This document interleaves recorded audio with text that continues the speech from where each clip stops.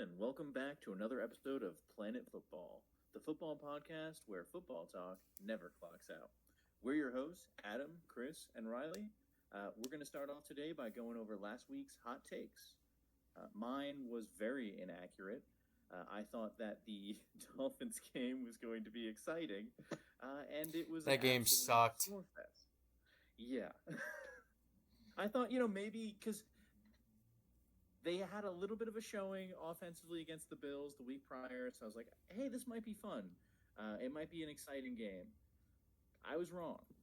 It was not very exciting, and maybe part of that was because it was so early in the morning as well. Not so early, but it's in the morning. Yeah. So I'm over 2 now. How are we supposed to garner good foreign relations if we send the Dolphins and the Commanders to Madrid, man? I know. I don't. That makes no sense. Frankie just sent me They were playing in Madrid. Oh my God, Madrid. Yeah, they were playing in Spain, and it's like, how do you keep sending the worst teams this year over to the foreign countries to try to garner like attention to NFL? And I get the Commanders were supposed to be good, but like, can we just pivot games sometimes, man? Yeah, well, the Europe games are probably way harder to switch out though. My guess is that they have to schedule those ones. I could be wrong. Send them the Chiefs. That's it. Yeah, and then let them keep them. Let them keep the Chiefs. And don't bring them back. All right, well, getting to my hot take, I was also wrong. Pitt got absolutely manhandled by Notre Dame. No comment. It was so stupid, it made my brain hurt watching them try to stop the run. But it is what it is. Now my hot take was absolutely correct. Because I know ball. Not according to random user on TikTok. We know no ball. Winning. That's crazy. Hey, all I'm saying is you cannot win at the dog pound, brother. It never happens. That is a talented Texas team. I'm sure they probably did not play their best. But the Georgia team is also highly, highly talented. They went in there. It's hard to win at Georgia. I knew it was going to happen. That's tough for a young quarterback. I know Arch has seen some stuff, but Georgia is a different story. It's like that's a championship level environment over there in Georgia, and it's always consistent. And they never stop. So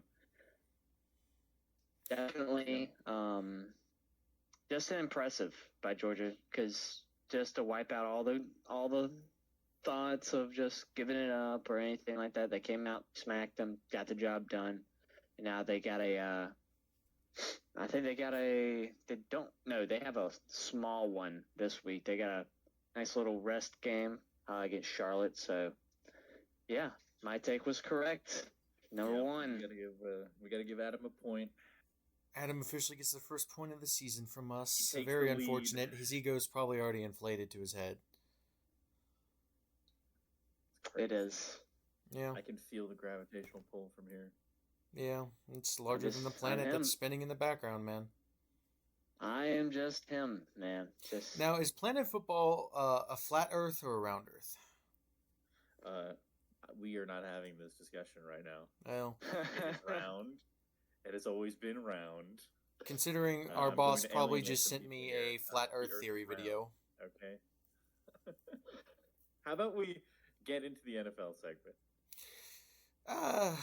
I guess that's what we're here for. You guys want to talk about any of the past games from last week? How about the absolute GOAT, Sean Tucker, carrying my fantasy team this week, leading me to a win? They might not have won, but I won morally. And I'm not a Bucs fan, but thank you, Sean Tucker. You saved my life. Yeah, that game was great. I didn't think it was going to go the way it did at first. Josh Allen started the game with that interception. Ended up throwing 2 interceptions, but he also scored 6 touchdowns against the Buccaneers. 3 on the ground, 3 through the air. I believe he tied Cam Newton's regular season rushing touchdown record that game, if I'm not mistaken. So now he has the regular season and the total, including playoffs. How does the resident Panthers fan feel about that? Well, we can get into the conversation about what's going to come up here real soon after this previous game. Yeah. Yeah, they might have a worse O-line than the Panthers. You're right. I think we'll get into that one a little bit more later. Some other games from this past week: Seahawks and Rams. Sam Darnold throws 4 interceptions, and yet the Seahawks still almost came back and won that game. They're a scary team. I mean, I don't know what's going to happen, come playoff time, but for him to play so poorly, and he's been playing really well for the rest of the season, but for him to play so poorly in that game against a really good Rams team, I think a really good Rams team, maybe people disagree, but I think a really good Rams team, the Seahawks are legit. If they can go back to playing the way that they were before last week. I actually have some qualms with the Seahawks that I saw in that game. I think their defense was much better than I thought it was. I didn't realize it was going to be that good of a defense this year. I thought that was actually going to be their weak point. Yeah. But their weak point at the moment seems to be their offensive line. And I think Sam Darnold under pressure, because that game, that offensive line was giving out. The Rams were terrorizing him in the backfield, and I don't know if it was just a really good game plan from the Rams that got Sam Darnold rattled like that, because I don't think he's been that bad under pressure all year, but they had him dead to rights. They knew where he was throwing. It was like he was on the Jets again, seeing ghosts. Shoot, the Jets. Like he was on the dang Panthers, man. It seems he's put in a big old spot after having some pretty good games. And I think Sam Darnold's a pretty good player. I wish that we kept him after the 2022 season. However, he probably would not be the same player today. He has moments. He has games where it just falls apart. He can't see anything. It's all rattled in there. And I saw that when we were playing the Vikings in 2021, and the first play of the game, not 2021. Yeah, no, 2021. First play of the game, Sam Darnold throws a pick. Literally, right to the freaking DB. So he goes in spurts like this. It's just how he does. I'm sure he'll bounce back this next week. They need to get a running game going because that helps them out a lot. But the Rams just stuffed that everywhere.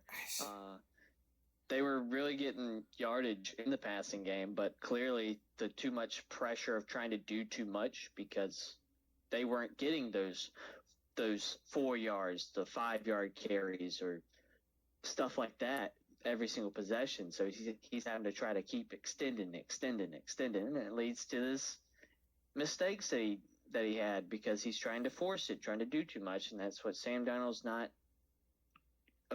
really equipped to do, because he does make some dangerous throws, but that what makes him good as well, because sometimes his dangerous throws work. Well, I'll say something about the run game. The reason they were able to probably help out and mask some of Geno Smith's flaws in the past couple of years was because Kenneth Walker was a beast behind the line. But for some reason this year, Walker just isn't the same player. I don't know if it's a confidence thing or he's dealing with an injury that's kind of undisclosed. And then, they also have Charbonnet. Charbonnet is good too, but it's just that run game. It seems that if that run game is taken away from Sam Darnold, he kind of tries to look one way to JSN most of the time, and then he becomes very predictable and able to read. Yeah. I know there are a few other games that two of you are probably very happy about, being the Cowboys game and the Panthers game, respectively. Cowboys, Dak, he looks really good. 284 touchdowns. It was the same Raiders defense that held Bo Nix and them to 10 points. Yeah. it's just the only issue with the defense is better too, Cowboys but is I don't know about the Raiders' offense. the Cowboys are so streaky. Like, we're gonna maybe have two good games. We beat the Raiders and look really good against the Eagles, and then we'll go against the Chiefs and look like we did before. It's I can never trust them. I hate it because they'll pull me back in and then they'll crush my dreams and like kick me in the gut. But it's just Dak looked good. George Pickens still balling. CD's looking all right. Javonte Williams is good. O line is good. Defense, it's the Raiders. That's all I'm gonna say. Like, they played great, but it's the Raiders. I will see a true litmus test against the Eagles this week and against the Chiefs following that on Thanksgiving. But it's just like, I like the adjustments. It looked better. We weren't making as many simple flaw mistakes as we were before. The small things seem to be shored up. It seems like having Logan Wilson at middle linebacker is really helping communicate on the defense.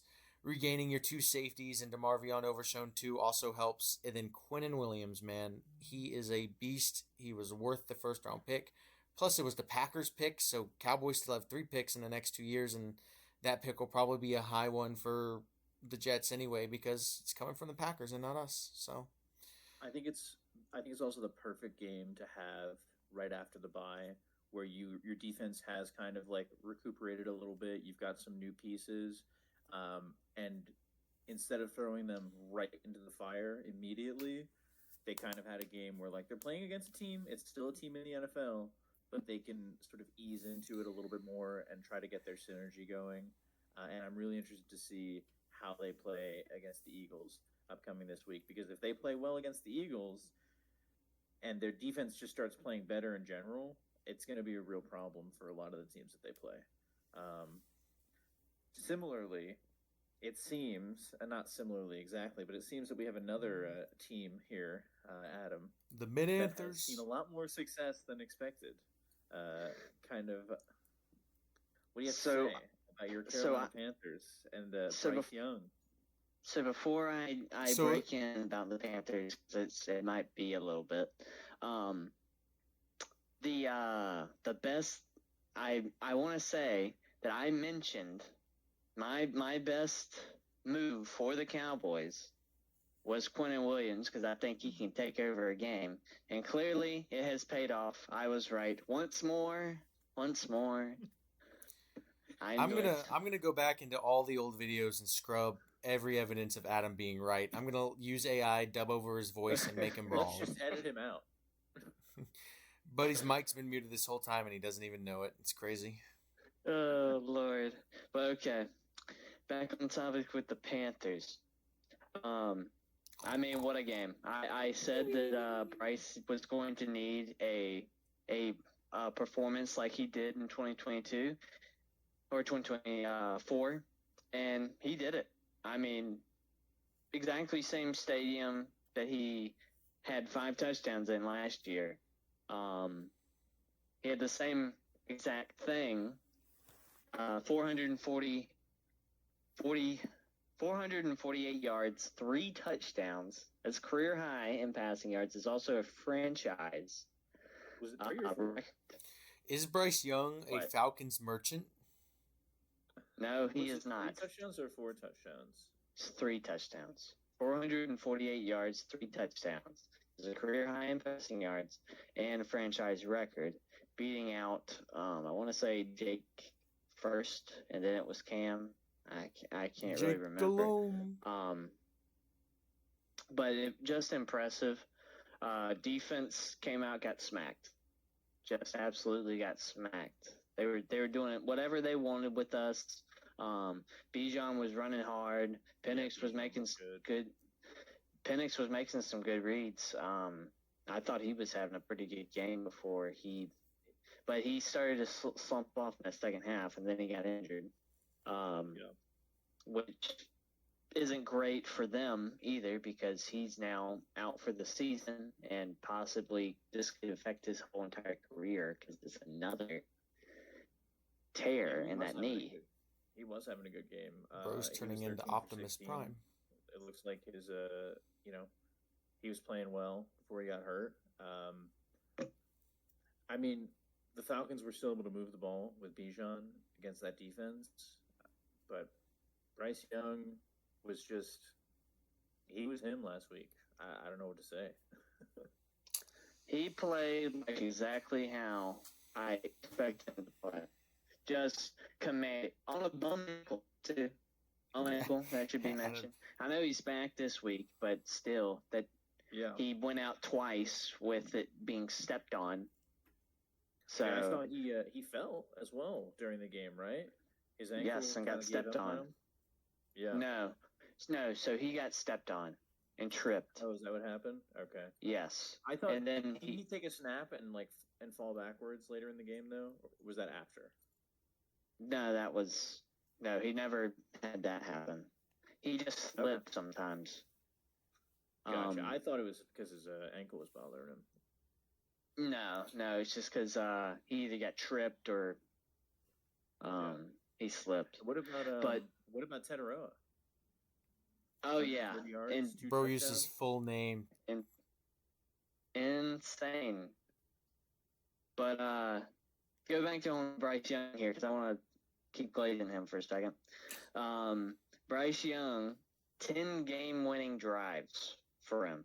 That's the most in the NFL since 2023. That's over Patrick Mahomes, Josh Allen, Jalen Hurts, Geno Smith. I think that's pretty nice. I would love it to where he did not have to have that, where we could just blow out some teams, But hey, whatever gets the job done, he's a clutch master. Honestly, I think he just puts himself sometimes in these positions just to be like, watch this, So, but impressive resilience in the second half by that defense, continuing to get stops. And coming in big time in that game too. I apologize to the audience that Adam's turning into Megatron midstream. Why is that? You're on mine, you're in. It's kind of going robotic. Oh. He's on the Planet Fitness Wi-Fi. I'm not. All right, McDonald's. But linebackers, had a couple linebackers out, had some practice squad guys come in there. Chirilis, I think that's how you say his name. Came in and smacked Bijan one good time, and it was like dirt. So, need to be better in the secondary. I think Corey Thornton, he's still a little bit raw, but I think he did a great job in the second half. But we also did a better job of getting pressure in the second half. We weren't really getting a lot. Nick Scorton kind of came alive, which is another just insane pick because the Falcons picked two guys with their first round picks, and they are number 1 and number 3 for total rookie sack leaders. Guess who's number 2 in the second round pick they didn't have to trade for? Bro saw Nick the Twitter Scorton. post. Yes, I did. I know exactly what you're referencing. Sweep them. I do not like my division rivals, so it was a great game. Got a big one this week. You'll have the Niners on Monday. Because we'll give a little stat that I saw about. Well, I can save that for later when we're talking about those games. I can save that. Yeah. Moving on to the next. It's still a big win, especially now with the Buccaneers losing against the Bills. I mean, that division is it's going to be tough. It's a tough road for you guys, but it's definitely possible. Well, Chris's favorite segment is coming up. It's called The Chiefs Lose to the Broncos. Oh, yeah. I was just about to mention it. Yes, it is. Victor. Oh, yeah. Oh, yeah. No.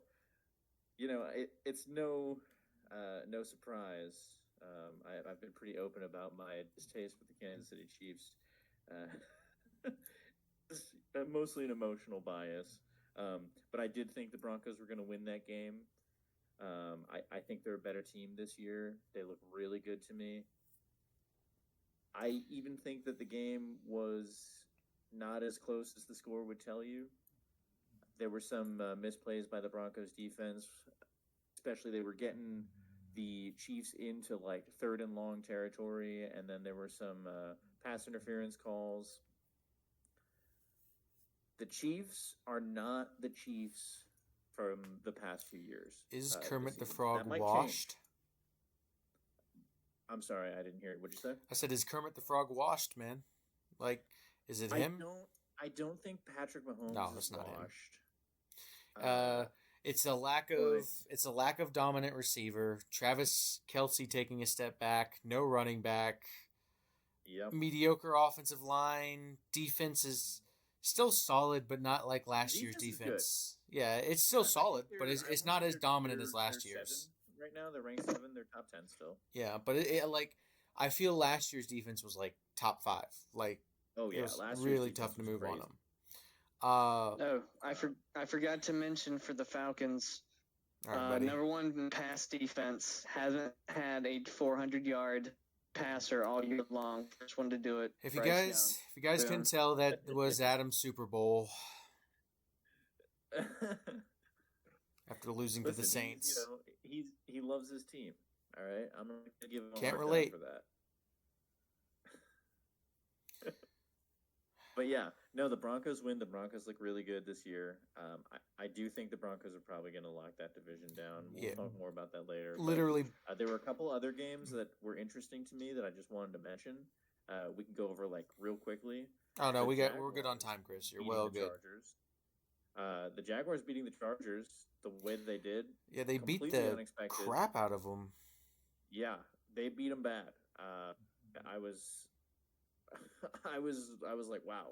I think the Jaguars might actually they've got some momentum right now. They fell apart last week against the Texans. The week before against the Texans. That was a game they should have won, but that O-line I mean, Trevor's been sacked 14 times in 2 games. That O-line just gave out. I don't know what happened to it in that Texans game.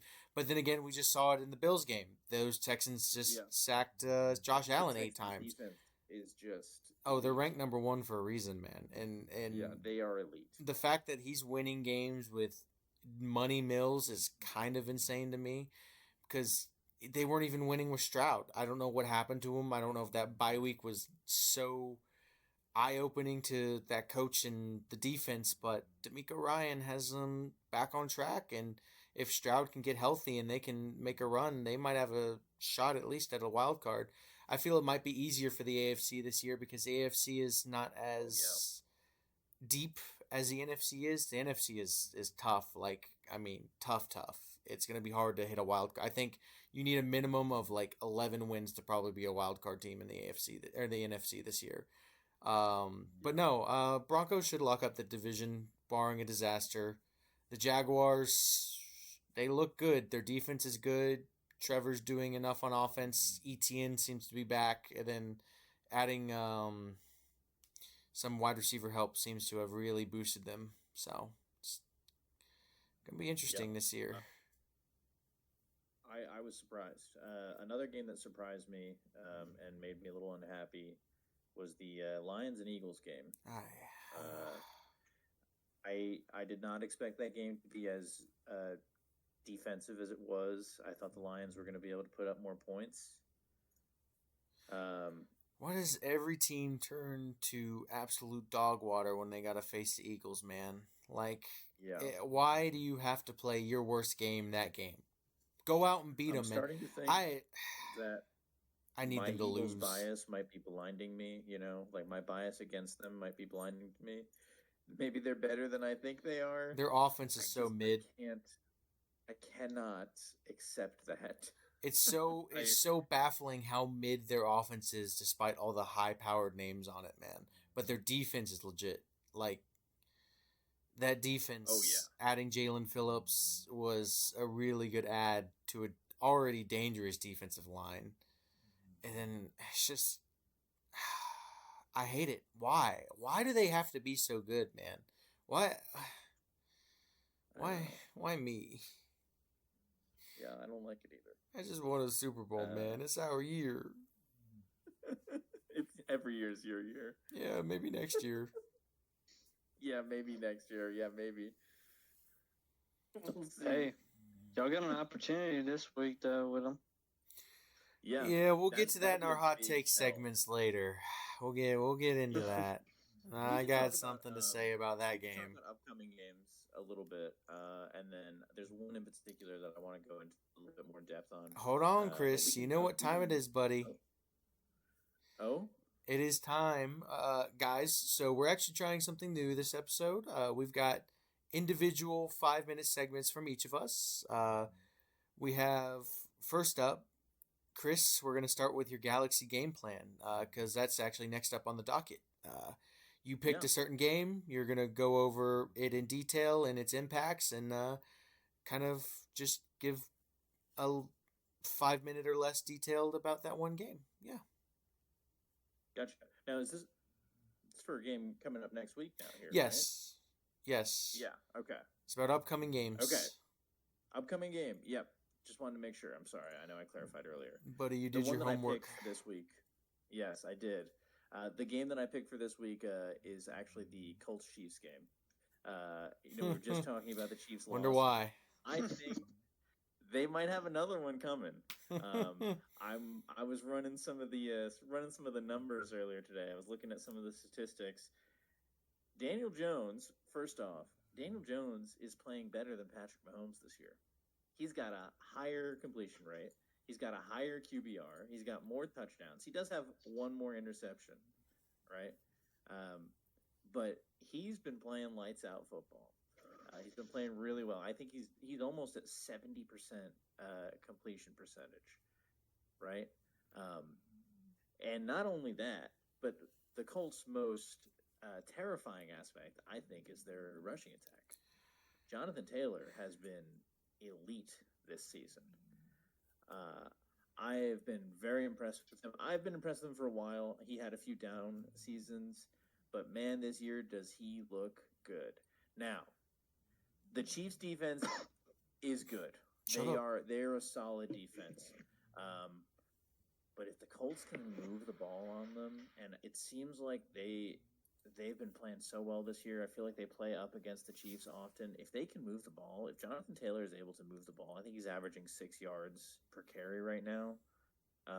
If he can keep that up against the Chiefs, I don't see the Chiefs winning the game. I think they're favored to win because it is in Kansas City, but I really think the Colts are better.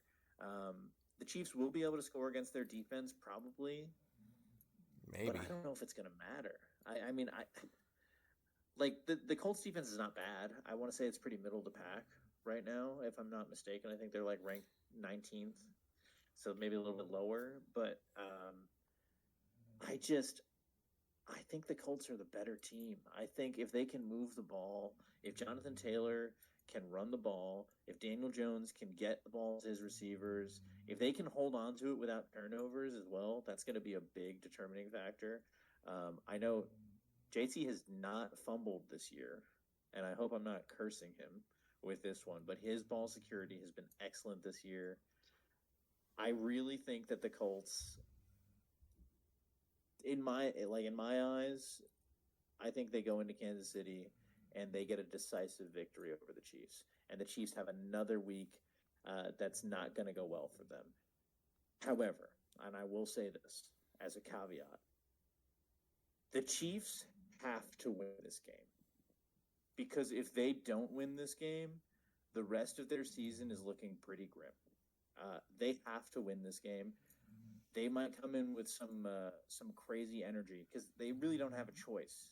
If they want to turn their season around, this is the time to do it. Because if they don't, right, chances are, even if they do make the playoffs, and there's a good chance that they could, they'll probably have to go up against the Colts again. So if they can't beat them here, it's going to be a real rough ride for them.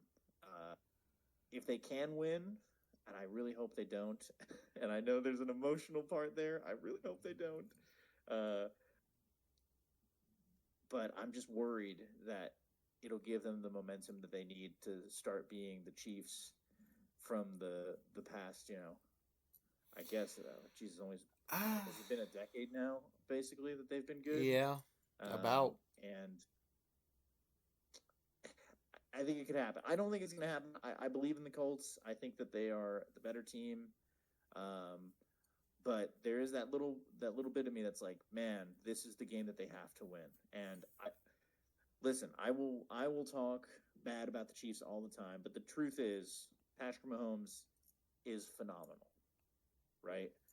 Even if I look for every opportunity I can to downplay him, the reality is that he's incredible. And if he locks in, and if the Chiefs lock in, they're still a threat because they have some really great players on that team. They're coached really well. I'm just not sure that this is their year.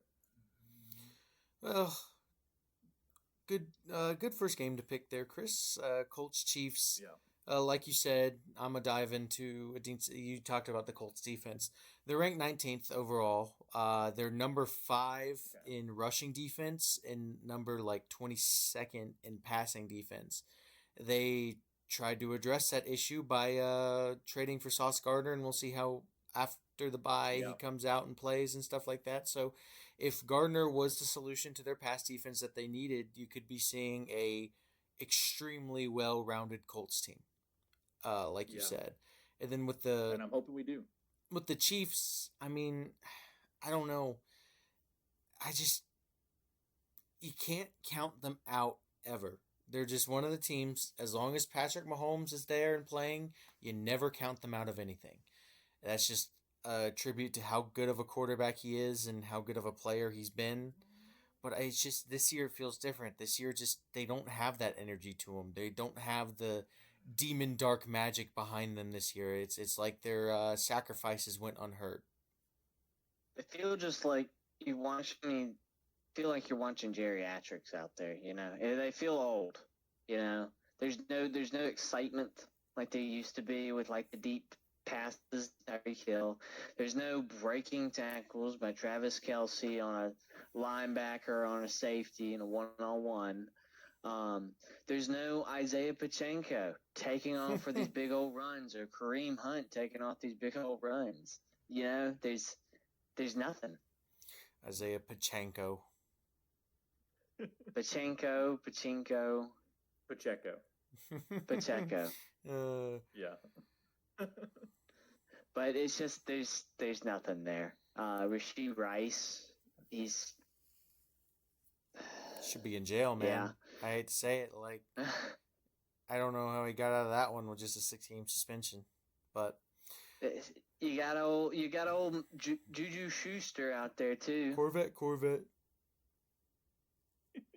It's just you go out there and you watch him, you just it kind of just doesn't feel good. They don't run a good offense anymore. I'm gonna put a scary thought in y'all's head. Could y'all imagine Mahomes with a Jamar Chase or a CeeDee Lamb?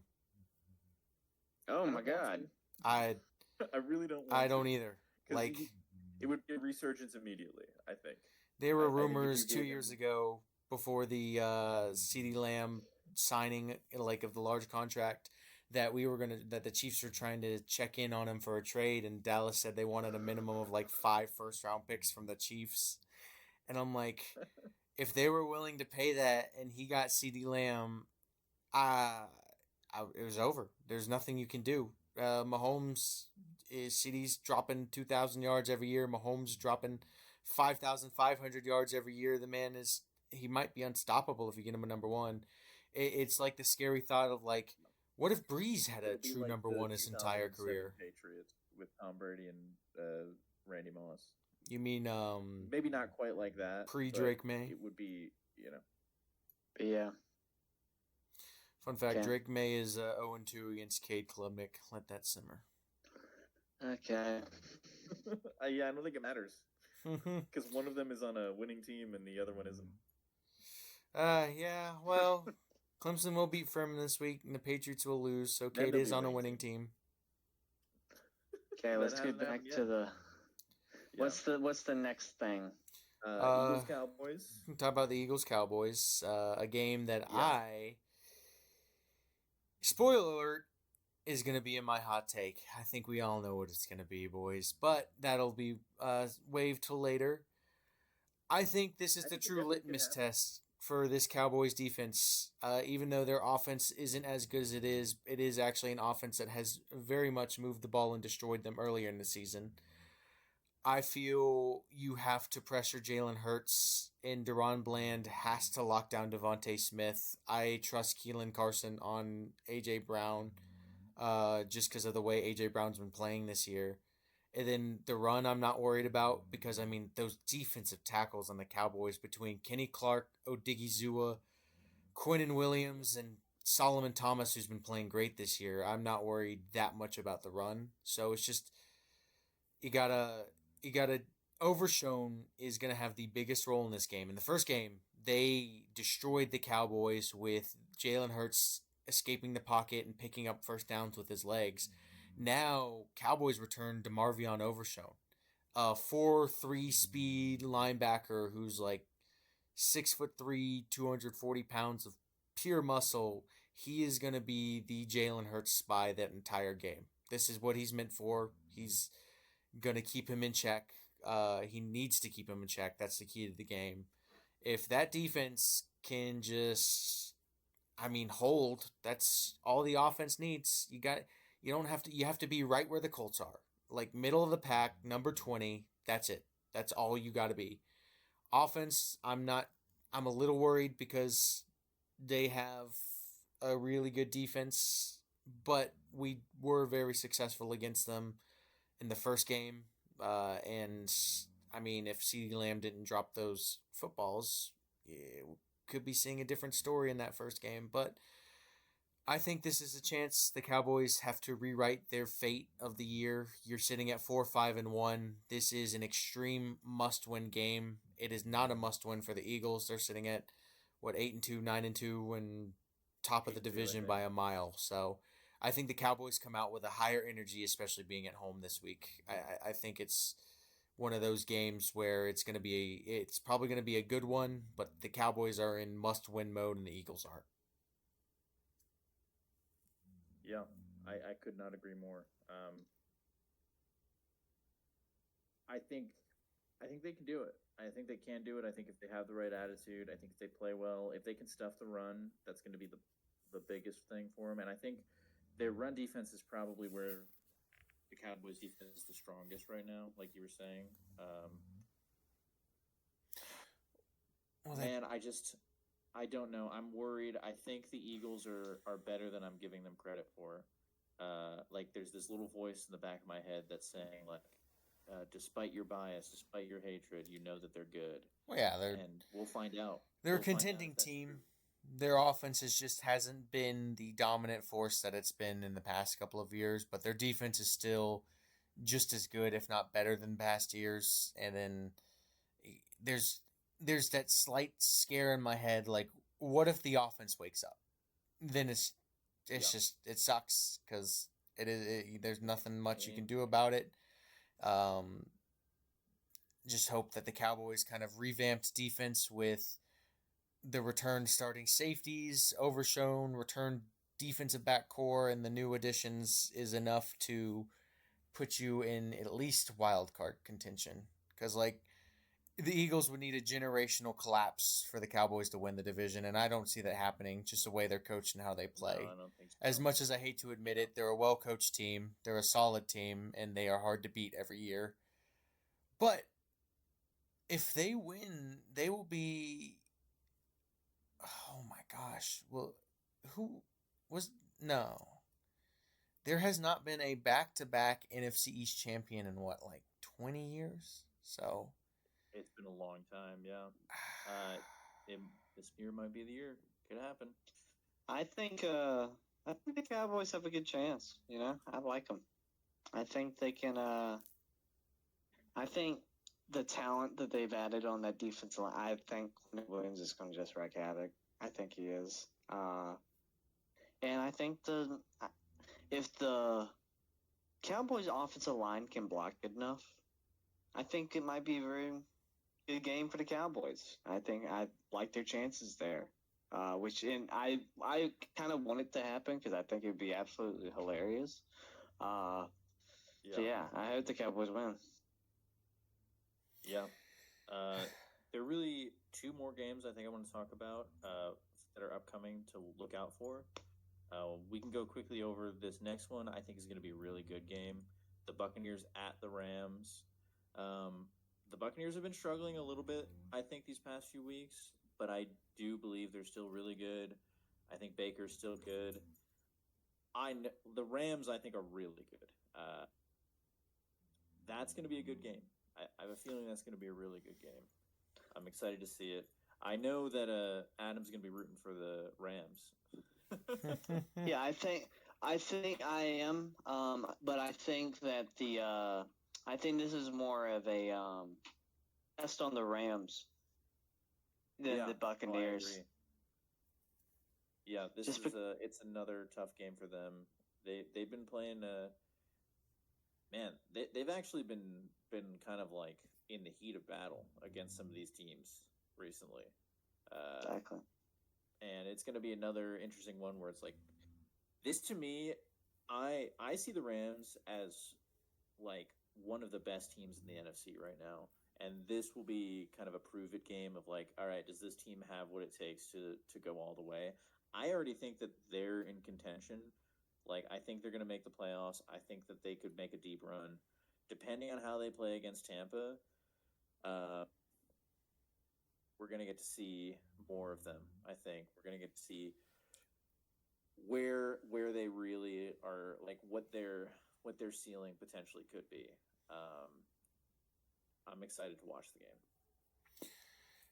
I think their ceiling is definitely a Super Bowl. Like, oh yeah. Yeah. Stafford's already a proven quarterback. McVay's already a proven coach. Defense is playing good. Who's their defense coordinator? Isn't it Charlie Shula? You know, the better brother. You know, he's got that defense playing really good, and I didn't think their defense would be as good as it was this year. I thought it was gonna Chris Shula. Why did I think Charlie Shula? I got Moist Critical on the mind. Don't worry about that. I watched too much YouTube today, guys. You know, they're laughing, but Adam can't wait for his segment, you know? I can't wait to explain it. Yeah. But one more game that I know Adam's going to want to talk about. Another NFC South versus NFC West matchup. Adam, what game might that be? That's coming up. Oh, it's a big one. This is a big one for the Panthers. The 49ers. This is really on the Panthers more than the 49ers, I think. 49ers look pretty good. Like exactly. They did a great game. They're rolling. They look really good. This is a huge prove-it game for the Panthers because if you can go in to San Francisco and beat the 49ers, which I'm going to be honest with you, Adam, I don't think is going to happen.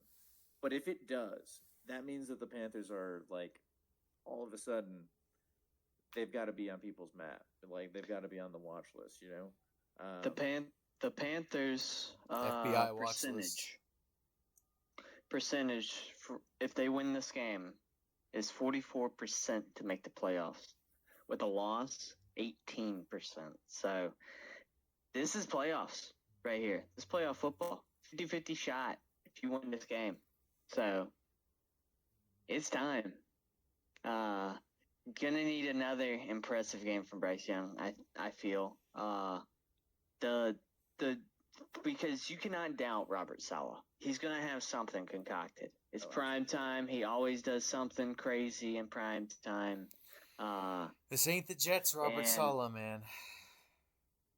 And instead of it being like Brock Purdy being the thing that you need to watch out on the offense, because he wasn't really that great. But I don't really think they have a lot of targets out there besides maybe George Kittle.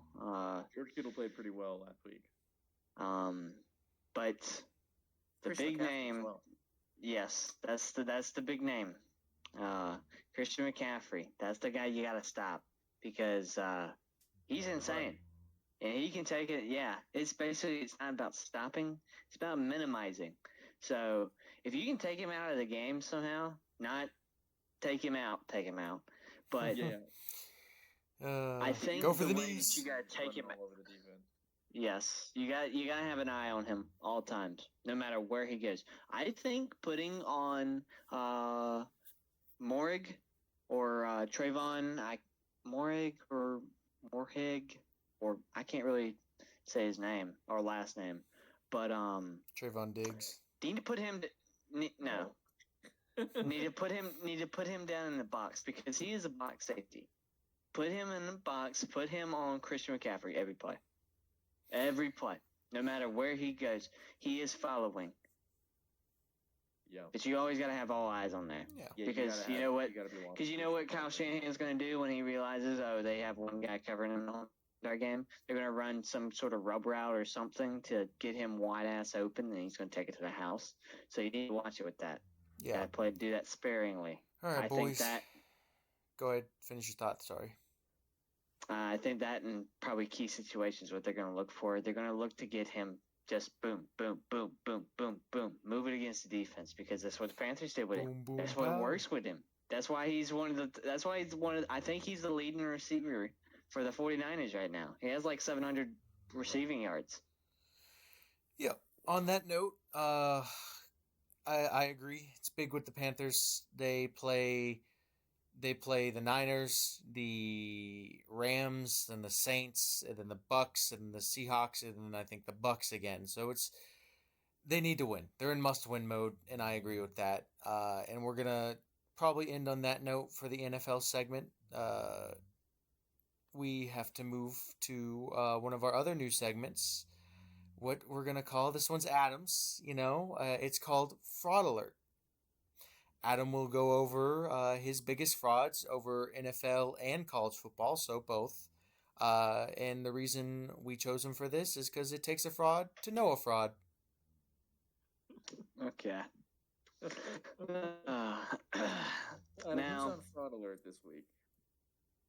Ooh, I want to say it. I really do.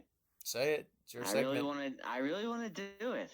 But I know that it's crazy. Nothing's stopping you. Because of the circumstances. I'm going to mute it right before he says it. I'm going to say Josh Allen. Josh Allen's on my fraud watch. I know it's just one game. This is the Adams segment. This is the Adams segment, and it's about the fraud Chris, watch. shut up. You. All right. So, yes, thank you. Now, as I was continuing, as I was rudely interrupted. Yeah, I should just kick him out the call. I know, just kick him out. It was a tough game against a tough defense. However, he cannot play like that. I know the defense is tough. I know they stacked the hell out of him. But you can't be throwing those 2 interceptions and doing the stupid stuff. The stupid stuff's gotta quit it. Because that doesn't win. That's the reason why you lose every year. Because you do stupid stuff. Just do the regular. Be the Big Ben that you're supposed to be. Stay in that damn pocket. And if it's not there, throw it away or take off. Don't go backwards. That time is over with. You are not as agile and quick as you used to be. You got a lot more on you. So he is on fraud watch. So if he shows up, because James Cook took over the game at the start of it, I don't know why they went away from him. Most likely probably to pad Josh Allen's stats because, of course.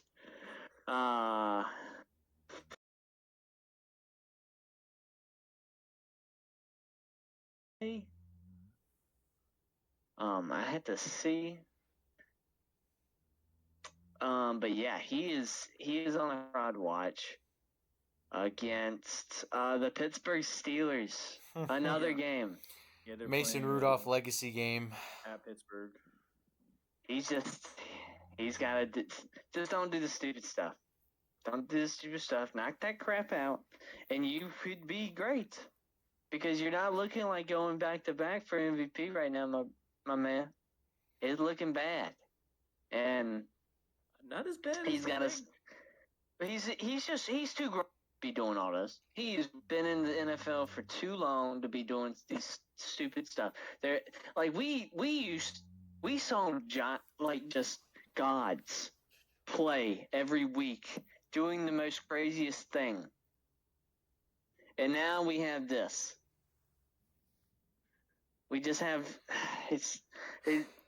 you can tell the IQ in the league is not as high as it used to be in terms of the quarterbacking My IQ room. is higher than most quarterbacks. It's just the football IQ. Just doing the stuff. Just doing the stuff. And I think that goes back to college and just not. And honestly, on these teams rushing these kids into just crazy approaches. Some kids are different. Look at Drake; he's showing out. Sometimes they take time. So the league has not been nice enough to some of these rookie quarterbacks and given them that time to sit back behind a veteran, learn the game, and go with it. So it's just fraud alert for old Josh Allen. I have to see better improvement, man. I don't care. What's I just thought what about transpires. Something. It'd be really funny if Adam puts him on fraud alert, and then he goes and pops off, and then next week, would you have to put yourself on fraud alert? I guess so. I'll take that. The whole point of this segment is that Adam is on fraud alert. Well, Adam is a fraud. We all know that. He's a jobless fraud, Despite the fact that he's currently winning the hot takes, I think that's a little biased out of you, Chris. I think there's corruption in this podcast. Now, getting to the college football side of frauds. One. And he resides in Columbia, South Carolina. Oh no! Oh no, John Michie. This is old Shane Beamer, man. What's going on? Oh yeah, on the Shane train, brother. This is what like you couldn't think of just I knew it was coming. I have text to prove that I had no single instance of belief in this team whatsoever. He packed his to receipts. Continue this. I had no faith because I knew it was going to be stupid stuff. As soon as I saw that first touchdown happen in the second half, I'm like, yeah, we're blowing this thing. Because it's just, they took their foot off the pedal. Like, what the hell do you think this is, man? What, do you think we have this game won because it's 30-3, you celebrating at halftime going into the locker room, man? Like, get with it, brother. You are a college coach. You have to come out and you have to close out. This is the SEC.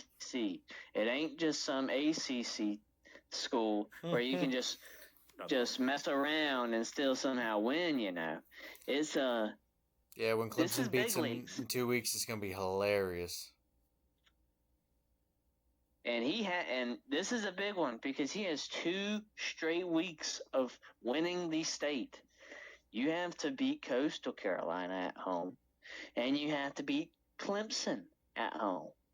So the fraud watch has never been more frauder than Shane Beamer. That's the biggest one. He's bigger one than me, man. So it's hey, is that self-admittance? Man. Is that self-awareness out of Adam? This OC hire's got to be a big one, man. Because I don't know if he loses this game. I don't know if he survives. I genuinely do not understand it. And no. That was a good start segment from you there, fraud. I agree. The biggest issue, and one of our other buddies, Colby, brought this up the other night, and I never really thought about it. Culture. like he has indeed built a decent culture at Columbia, South Carolina. You can see it among his players and among his peers. And if you get rid of him, you might lose a ton of players and a lot of peers, and you might have to go into rebuild mode and just end yourself in a cycle. So my question, real quick, Adam, do you trust him to go get an offensive coordinator to fix this position? And if you do, I mean, who would you like him to snag? Is there any names in mind? Shoot, I've already been thinking about head coaching job or head coaching guys. I don't. That shows you how much I have faith in him. I'd rather us get Eric Morris from North Texas or John Summerall from Tulane. I see he's getting some interest otherwhere from Florida. Or Ryan Silverfield in Memphis. Any three of those guys So I you're like. I saying want you to go don't get want Garrett Riley? Not just no, but hell no. I used to be on the Garrett Riley train. I don't know what happened. It might not even be Garrett Riley. It might be Dabo. It's just there's always for the past few years, it's been the same exact problems over and over and over again. So that's just my opinion with that. Because it seems like Dabo's stuck in his ways and doesn't want to change anything. So, but we'll see. But yeah, I just go get you a guy that's got some crazy offense. Just lighten it up. Go get you the offense coordinator from Tulane, from Texas, from Memphis. Something that gets points on the board. Yeah. Stop with the stupid NFL pro style bullshit. It ain't working. It never will work. There's a reason why Steve Spurrier had to get rid of it because he saw that it wasn't working. So he had to go to the I don't think it was the run and shoot. It was the ground and pound. Basically, just giving DeMarcus Lattimore freaking 40 times per game and winning the damn thing. So he's got to realize you got to have a running back, and we do not have a running back or an offensive line for that matter. It's Lenore Sellers, okay, certified running back. Going off of that, first half. I think he needs an absolute home run hire. He's got to pull someone out of his ass, and I don't like. I'll put it this way. I have a little bit of bias here, but it's a true thing. I don't think Beamer is the guy to go pull a Garrett Riley from a TCU off of a national championship appearance. I don't know if he is that guy. I don't know if he has that type of pull in the coaching world. I get he has a last name, but I don't know if that translates to being able to poach anybody's offensive coordinator. Or convince a lower tier head coach from a lower program to come up and be an offense coordinator. Now, that being said, he can always prove me wrong. He can go get someone really good or just, fizzle out. Going off, we talked about Carolina's got Coastal this week. If Carolina loses to Coastal, man, you gotta fire him. You're sitting at 3-8 with your biggest rival on the verge next week, and then all of a sudden you lose to, albeit the best team in the state right now, unironically, Coastal Carolina. And he's just, you can't keep him. You gotta fire him. I don't care. You gotta fire him and you gotta go yoink one of these coaches. I really feel Summerall would be a great fit in Columbia. He would be the person I see turning this program around, or at least being a good enough name to keep the culture you have in place. I like the Summerall thing, and it'd be really neat to see if maybe he could convince him to be an offense coordinator, but I don't think he can. I think Summerall knows there's enough head coaching jobs at the high level. Yeah. That he does not need to go be an OC. I mean, you go Florida, you have LSU, UCLA, Penn State, Arkansas. Oh, that's a big one. I want that LSU one. The Ole Miss put out an announcement today about Kiffin. They'll make a he'll make a decision about his future after the Egg Bowl. And the last time he did that with FAU, man, he just left him. He was gone. Like, is Kiffin gonna leave them for? I think LSU. I think Kiffin wants that LSU job, man. Maybe. That would be something to leave one of your SEC West teams to go to another SEC West team. Yeah, it's just. Do you think he's hit his ceiling at Ole Miss? Like this, he can get them on a fringe playoff team, but he won't ever go past that.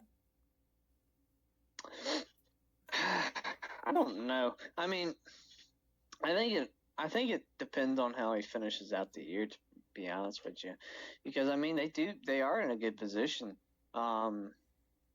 So it's just, I mean, LSU would be a lot easier to recruit there.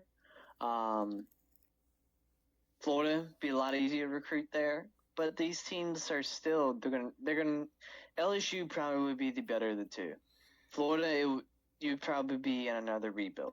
I wouldn't understand the move though. Like if it's true that his family visited Baton Rouge and it's true that he's making a decision on this future, I don't get it. He's 10-1, number 6 in the nation, and he might even almost be in line for. Actually, he might be in line for an SEC championship appearance at this rate. I actually think Oklahoma taking out Bama was huge for him. I just wouldn't understand a move like that, especially when you've built your program to where it is now and you're already in the SEC. It's not like Ole Miss is a small name or anything like that. It's just, I really hope it's like a fake out from Ole Miss and he's going to post like the Wolf of Wall Street, I'm not fucking leaving type of thing or something like that.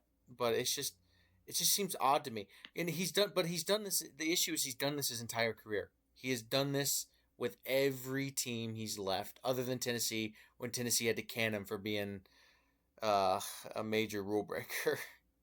But yeah, go ahead.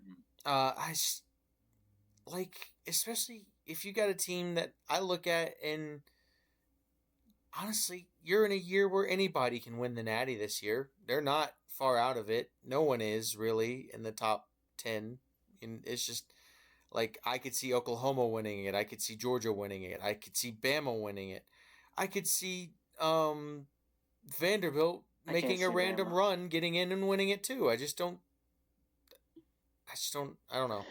It baffles me sometimes. I think it does not surprise me with the LSU interest. It's easier to recruit. Has so much more backstory than Ole Miss in terms of history. More money.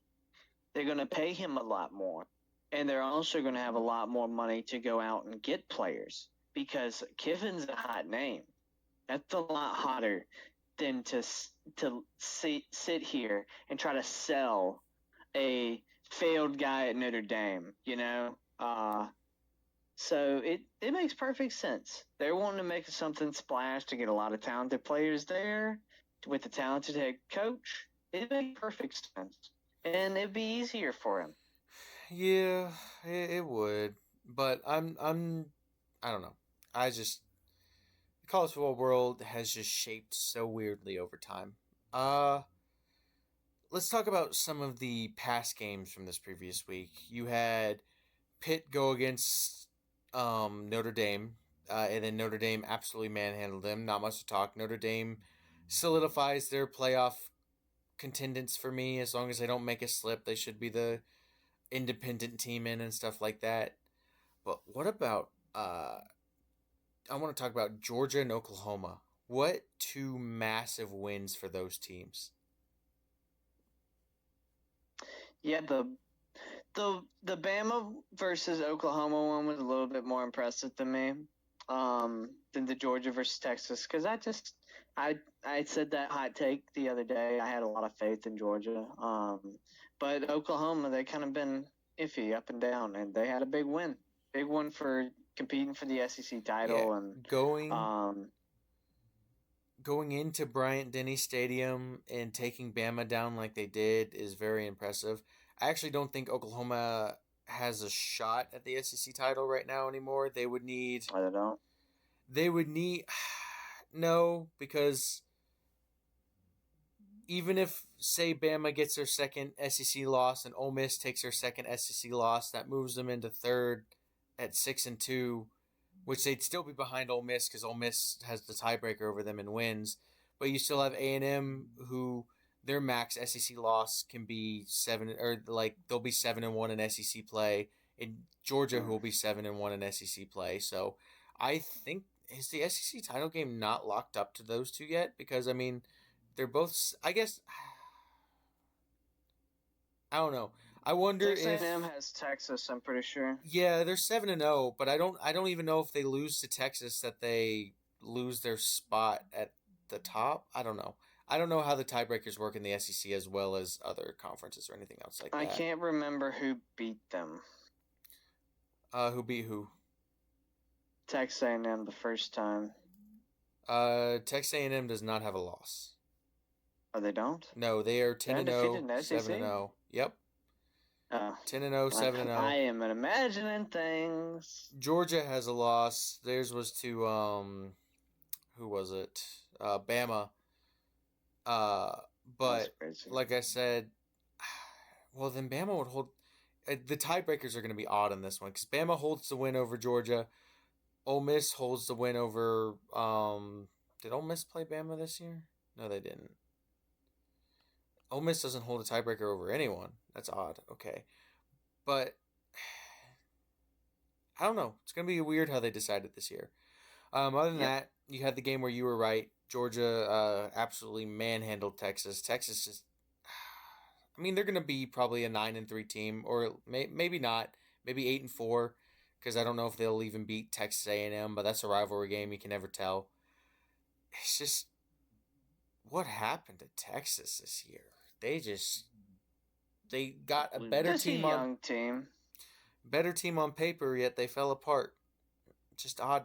It's not odd, but it's just like, But it's also been that year. Like, nothing has really gone the way people thought it would go this year. It's just, I think that's made it very entertaining, though. Like, from a standpoint Go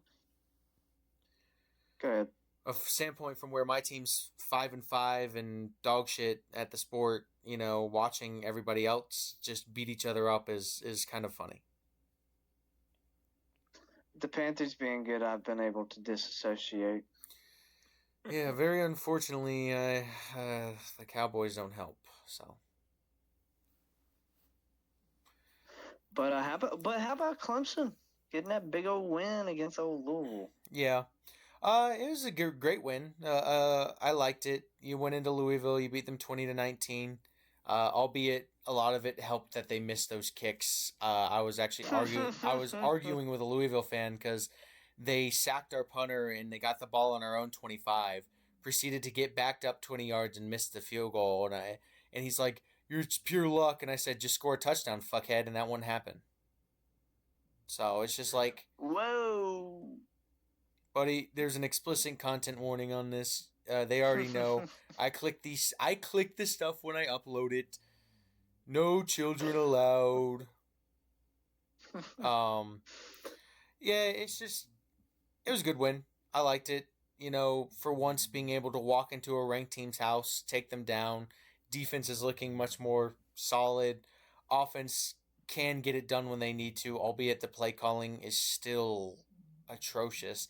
And this one was on Garrett, but it was also on Cade too, because apparently on that 4th and goal where Cade handed it off to our defensive lineman again, apparently that was a miscommunication, and Cade was actually supposed to give that ball to Adam Randall. But it's other stuff like you're on your own 8 and you call a backwards pass to your running back. Were we not asking for disaster? Like, what are we doing? And then doesn't help that the your star-studded right tackle Brandon Jacobs after the game, Braden Jacobs, son of Brandon Jacobs. Yeah, Brandon Jacobs' his father. Braden Jacobs jumps up to celebrate and breaks his ankle. So that kind of hurts. I don't know. Clemson, to me, that game was a make or break. I'm like, you win that game, you have 8-5 on the table, and you can at least salvage and make it feel better, even though it was still a terrible season. Um, or I just think it was a difference between 8-5 and 5-7. Uh, we move on to Furman. Hopefully, I'll be at that game. Hopefully, we beat Furman, and I'm at least bowl eligible. And then we have Carolina, and who knows what team shows up for each team that week. It's a rivalry game, so they'll probably both show up decently. And yeah, just I mean, if you're Clemson, you win out, but you don't win out happy. You win out upset, and you make your changes in the offseason because this is a debacle. This is an absolute disaster class of a season, especially from the preseason ranked number 4, the number 1 returning production. It is an utter coaching failure on all parts of every coach. And that's it. But I don't need to talk about them. I'll see them in person tomorrow, and it would be my luck at the moment to go watch them lose to Furman in person in their own house. Be hilarious. I know it would for you, buddy. You All right. know Adam praying on your downfall. We're going to kind of scoot forward to some future games. Chris, do you have any input? I know you're not as college football focused as we are. We're still trying to get you more into that. Do you have any input from you want to talk about? So we have a few. We're talking about the games coming up. Yep, some coming tomorrow. up games. Some games. Okay. Games on your phone. There are a few that we're looking down at here. The one that was interesting to me, based off of what happened last week with Pitt and their win over Notre Dame. Wait, hold on, Chris. Flip that. Notre Dame beat down Pitt. I'm sorry. Oh my goodness. It is. Bad. It's been one of those weeks. Yeah. I apologize. What was the? That's right. I meant to say Notre Dame winning over. Yeah, Pitt, you just flipped them. and You just now flipped them them in your making head. Their way, them potentially making for like a playoff berth here. I also think I'm really looking. I'm trying to look at the USC versus Oregon game as well. That's so interesting. You know, no one's talking about Southern Cal as a playoff contender, but if they're 8-2 and take down a top 10 Oregon team, people are gonna have to start talking about them because, like, Yeah. it's weird. They've been very silent this year. Like, they're 8-2. They're not the best team, but they're not the worst. And their 2 losses, they have that loss to Illinois 34-32, and then they have the loss to Notre Dame, which Notre Dame is a good team this year. But they do have wins over Michigan, who's still ranked. They have wins over Iowa, who Iowa's a pretty decent team, just took Oregon to all they had. And now they have Oregon. And, like, you beat Oregon, and then your only game left is UCLA. You might win yourself a playoff berth despite not whiffing the Big Ten championship. Yeah. I'm still kind of like really fresh with a lot of this stuff, and I'm trying to keep track of what's going on over here. And I know you talked to me a little bit about, I think earlier this week, about USC and their matchup against Oregon, and so it's one that I'm gonna keep my eyes open for. But those are the two that, like, the Pitt and Notre Dame one, even though I got it wrong the first time I was saying it, I love seeing a team, and in both cases, I love seeing a team potentially, like, make that playoff berth with a big win. It's something that's exciting. It's always been exciting about football. It's what's exciting, in the NFL as well. And I don't really have a horse in the race, so I just want to see, I want to see someone pull something off. Yeah. And maybe that's like the most basic way to put it, but Cincinnati against BYU. You think Cincinnati takes down BYU this week, Adam? I think it's a good option. Cincinnati at home. Well, Big game. BYU's, I'm going to be honest, I think they're an easier team to beat than most people think. I think you stuff BYU's run game and it's over. Texas Tech kind of proved that last week. Uh, they're just not built to win on passing right now, and that could change, But last week they proved they weren't, and Texas Tech just took them out. You want to hear the game that I think is going to be interesting? Tennessee at Florida. Do you think Florida, coachless, still talented, 3-7, just entraps Tennessee and takes them out? I think they do. I think it would be hilarious, but I don't think it's going to happen. I just not a lot of good things going over in Florida.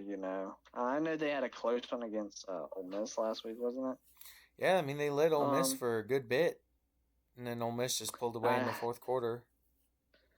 Yeah, I think Tennessee has that same ability to do that. I don't know if Tennessee's defense is as good as Ole Miss's, though. It's just, I don't know. I think that's a trap game for Tennessee. It's a big time. Oh, go ahead. Sorry. And now you start thinking about it. Tennessee's sitting at 8-4, and their season's pretty much done at that point too. But be interesting. I'm a contender for chaos. I want everything chaotic to happen. I want Cincinnati to win. I want Florida to win. I want Pitt to take out Georgia Tech. I want, what's it called? Who else is playing? I want USC to take Oregon down. I want Eastern Illinois to take out Alabama. It'd be so funny. That ain't happening. But Coastal. What if Virginia Tech ends Miami season right here? I mean, Missouri, they get Bo Pribula back, and what if he comes in and leads them to a win over Oklahoma? Shut up, Chris. You're not allowed in the podcast anymore. Let's go Furman. What if 1-10 Sanford takes down Texas A&M and Kyle? I'm kidding. That ain't happening either. That's just illusion. I don't know. I'm Team Chaos this year, so it's just. And Chris, you talked about Notre Dame. Yeah, Notre Dame, it's more important to get big wins like that because they don't have a conference championship or tie-in like other teams do. They are an independent team. They're not in a conference. They have to win their ranked games. And seeing them get a big win over Pitt was good for them, especially with Jeremiah Love playing the way he is. I think he should be in the Heisman race, but unfortunately it's turned into a major quarterback's trophy, just like the MVP has turned into a quarterback's trophy. It's they don't just pick anybody else. It's kind of annoying at this point. I wish it wasn't that way. Yeah, it needs to be weighed differently. I agree. But other than that, I mean, honestly, your Heisman hopefuls, you got Fernando Mendoza, Ty Simpson, Jeremiah Love. Am I leaving anyone out? Can you think of anyone, Adam? I mean, I think the clear front runner probably is Fernando Mendoza. Oh, I wouldn't doubt that one. But Jeremiah Love, he still has a shot.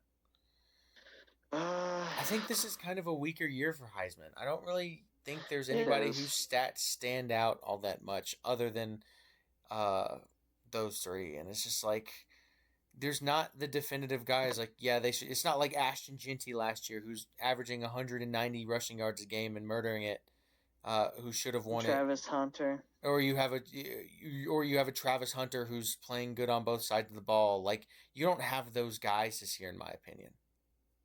Nope. That being said, Adam Randall for Heisman. Reggie Bush. Give back the car. They need to give it back. They do need to give that Heisman back to Reggie Bush, man. It's annoying at this point. I think he might have got it back. I'm not entirely sure. Oh, did he? He might have. Honestly, I wouldn't doubt it that they just kind of swept that on the rug. It's like, yeah, you got it back, and then just said nothing about it. Other than that, there's not much. There's no other big games to really talk about this week because it's kind of cupcake week. A lot of these teams load up on smaller teams right before they play their rivals. Next week is going to be the week to talk about. You got rivalry week. I mean, you got the Egg Bowl. You got A&M versus Texas. You got Arizona State. You got Oregon Washington should be a good game. Pitt Miami. man, you just can keep going. Clemson, South Carolina, even though they both suck, that's always an interesting game to watch. Ohio State, Michigan, Vanderbilt, Tennessee, Alabama, Auburn, all that type of stuff. Next week is going to be the week to dive into a larger college football segment, man. So that's it for the any closing college football comments from either of you two? Not really.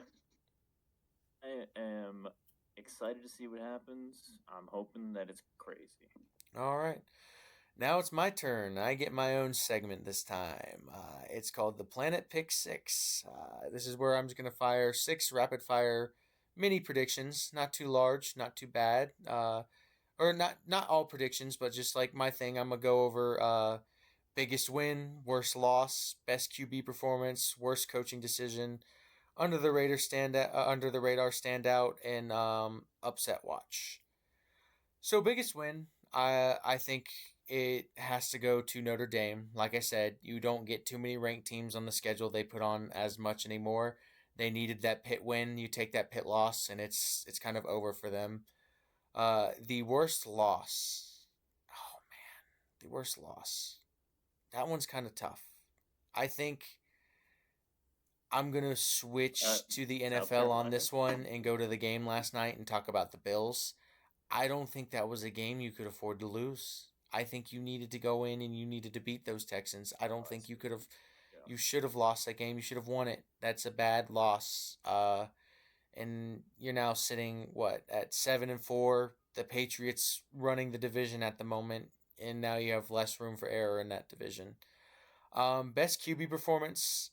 I know I'm a little biased. I was going to go Dak, but I think I'm going to go Bryce Young. I mean, what can I say? He threw for 448 yards and 3 touchdowns and a win. That's insanely good. So, Bryce Young takes that one easily. Worst coaching decision. Now, I want to talk about the Schottenheimer one. I like the message he sent to his players, but I don't like how he didn't explain it to anyone or warn anyone. I feel like you have to, at least in that coaching decision, tell people your reasons and not just leave it up to speculation, because then people run wild like CD was partying and Pickens was partying, which they deny, but I don't know, because who knows? They were in Vegas. Who knows what happens? I think that was a not so good coaching decision to not tell anyone. I think it was a good coaching decision to sit them, but I think the decision to not tell anyone was a bad coaching decision.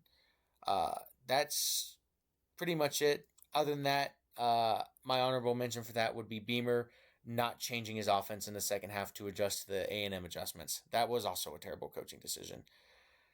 But that one's a longer rant from Adam.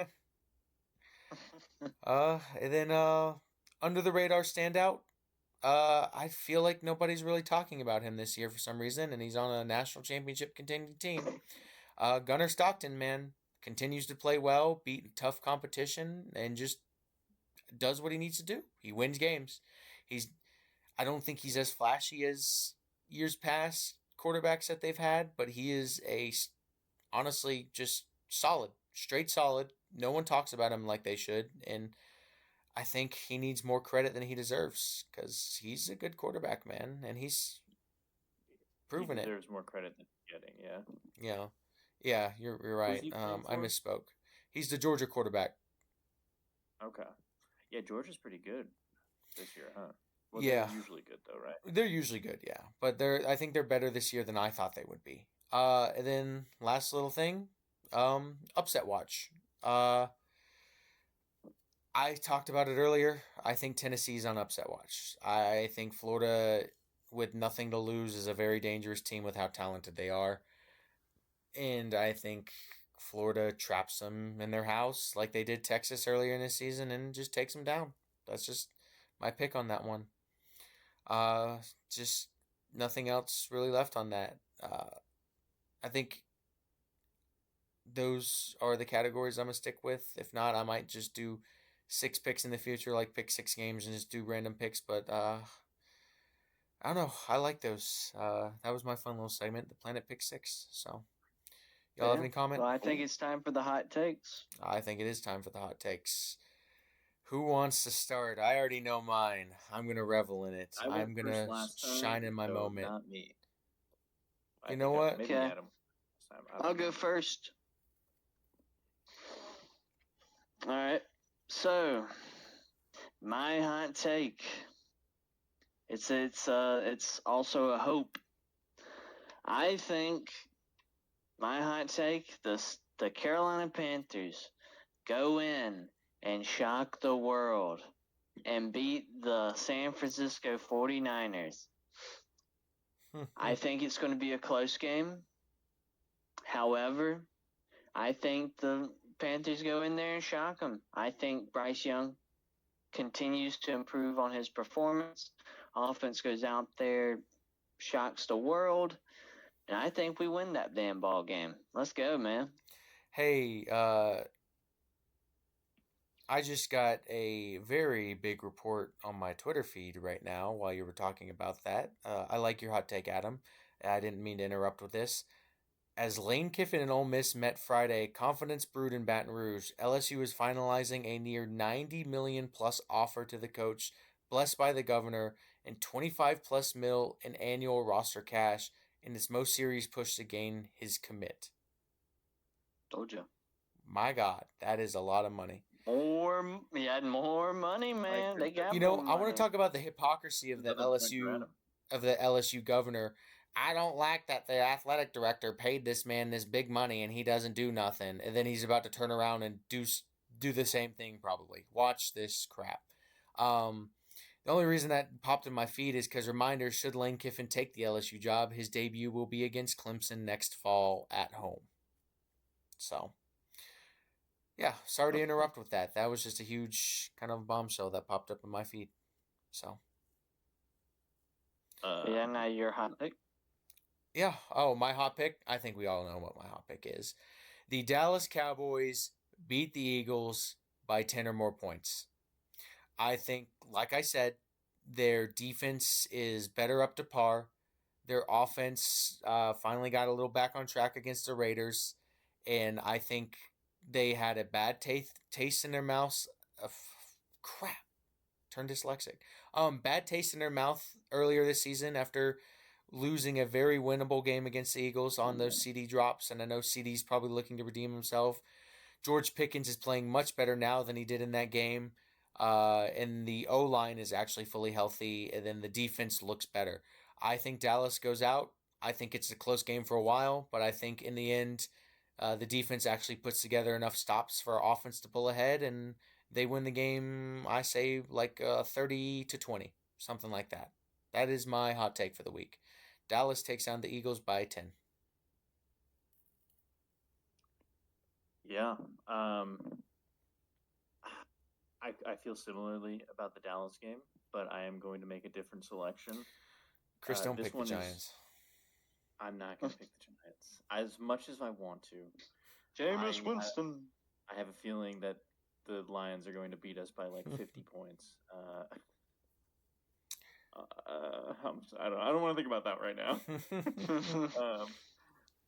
I think, and this is a hot take because it's based on very little information and little knowledge, but based off of South Carolina's performance last week, I think they might lose to Coastal this weekend. Bro knows ball. Is that a hot take? Is that a hot take? I think it is a hot take. I think it's a hot take. I think Coastal Carolina walks into Williams-Brice. Beat South Carolina. That's a hot take. I think that South Carolina. I have been watching the South Carolina games this year. I know. Adam, I feel sorry for you, Chris. We've watched some of them at the same time. I haven't really liked what I've seen from them, and I think they're going to be pretty demoralized after what happened last week. Maybe I'm wrong, and the opposite happens, and they come out and they're like, "All right, let's beat these guys up." But I don't know. Until proven otherwise, I don't think they're very good this year. and I think that they can lose that game to Coastal. I think it can happen. Oh, I know it's gonna happen. Well, I think it's gonna happen. That's my hot take. So Chris says, take your mortgage and put it on South Carolina money line, guys. Let's go Furman. Yes. I like Carolina's I don't only think favored by Furman's 24.5 against Coastal right now, which I'm actually 4.5, really. yeah. Well, Coastal they're 6-4 and they're typically one of the better group of 5 teams, so it's not far fetched. It's like when Appalachian State walked into South Carolina and beat South Carolina, or when the Citadel walked into South Carolina and beat South Carolina. I'm sorry that South Carolina has. Will Muschamp. I'm sorry that South Carolina has so many examples of that happening. It's just kind of odd. Well, I think we could have another one. I think it could be this season just devolving, and then they're gonna have to make some serious changes. Chris sees the trend, man. Chris sees the trend. Well, that being said, another good week of yapping about football, boys. Yes, sir. Yeah. All right. Thank you all for listening. Thank you all for listening. Like, subscribe. Cash App is in the bio. I'm kidding. No. OnlyFans in the bio. Y'all subscribe. Goodbye. Let's go.